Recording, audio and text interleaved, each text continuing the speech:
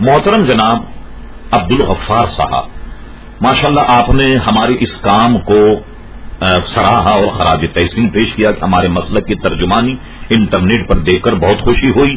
آپ دعا فرمائیے کہ اللہ تعالی ہمیں مزید اس کو اور اچھا کرنے کی توفیق عطا فرمائے اور اس میں دوام عطا فرمائے. ظاہر ہے آپ حضرات کی پذیرائی سے ہمارا کام اور آگے بڑھ رہا. آپ نے ارشاد فرمایا کہ میں شیعہ اور وہابی کی مسجد میں نماز نہیں پڑھتا، کیا یہ صحیح ہے؟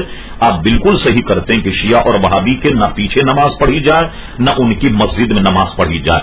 ہمارے یہاں اہل سنت و جماعت کے علماء فتویٰ دیتے ہیں کہ شیعہ اور وہابی کے مسجد مثل مکان، یعنی جیسے اپنے گھر میں نماز پڑھنا ویسی ان کی مسجد میں نماز پڑھنا چاہیے جائے کہ ان کے پیچھے پڑھی جائے، یعنی یہ کہ ان کے پیچھے بھی ان کی ابتدا نہ کی جائے اور ان کی مسجد میں نماز پڑھنے سے بھی بچا جائے.